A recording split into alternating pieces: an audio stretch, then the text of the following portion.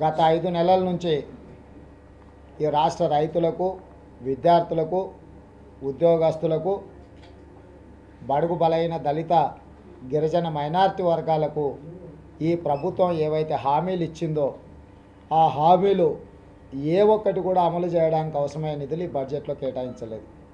20 లక్షల మంది విద్యార్థులకు కేజీ నుంచి పీజీ వరకు ఉచిత విద్యుత్ అన్నాడు. దానికి కేటాయించింది 25 కోట్ల రూపాయలు. కేసీఆర్ గారి బిడ్డ నాయన బతుకమ్మ చేసుకుంటా అంటే 10 కోట్లు ఇచ్చిండు. ఈరోజు పేదలు చదువుకుంటే వాళ్లకు ప్రశ్నించే తెలివితేటలు వస్తే ప్రభుత్వంలో జరుగుతున్న అక్రమాలు, ప్రభుత్వం తీసుకుంటున్న తప్పుడు నిర్ణయాలను ప్రశ్నిస్తారు. కాబట్టి ఈరోజు పేదలు చదువుకోకుండా ఉండడానికి కేజీ నుంచి పీజీ వరకు ఉచిత విద్యను ఒక ముసుగు తొడిగి వాళ్ళని మభ్యపెట్టే ప్రయత్నం చేస్తున్నాడు. ఇక రెండవ ప్రధాన సమస్య విద్యుత్తు. ఈరోజు పంటలు ఎండిపోతున్నాయి, రైతులు ఆత్మహత్య చేసుకుంటున్నారు. రాష్ట్రంలో విద్యుత్ కోతల వల్ల వ్యాపార సంస్థల నుంచి మొదలు పెడితే పరిశ్రమలు, ఇళ్ళు, రైతులు, పేదోళ్ళు, ఊరు, పట్టణం ఏది లేదు. ఈరోజు అతలాకుతలమై కకలా వికలం అయిపోయినారు విద్యుత్ కోతలు.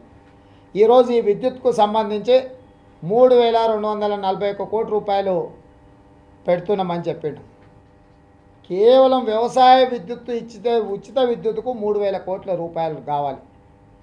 ఉచిత విద్యుత్తుకు సరిపోయే అన్ని నిధులే పెట్టి ఏ రకంగా అదనపు విద్యుత్తును కొనుగోలు చేస్తాడు? ఈరోజు ప్రత్యేకంగా విద్యుత్తు ప్రాజెక్టులు కడుతున్నా 40,000 కోట్ల రూపాయలు ఖర్చు పెడతా అని చెప్పి నిన్నమన్న ఉపన్యాసాలు ఇచ్చిండు. దానికి 1000 కోట్లు పెట్టిండు. ఈరోజు బిహెచ్ఎల్తో 6,000 మెగావాట్ల విద్యుత్ ఒప్పందాలు చేసుకున్నా. నిన్నగాక మన ఛత్తీస్గఢ్ పోయి 1000 మెగావాట్ల విద్యుత్ కొనుగోలుకు ఒప్పందాలు చేసుకున్నా. అదేవిధంగా ఎన్టీపీసీ ఇతర సంస్థల నుంచి కూడా దాదాపుగా 14,000 మెగావాట్ల విద్యుత్తును తీసుకొస్తా, ఉత్పత్తి చేస్తా.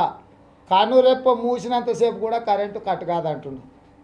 నీ మాటలు నమ్మి పంటలు వేసుకున్న రైతులు 370 మంది దాదాపుగా కన్ను మూసిండ్రు.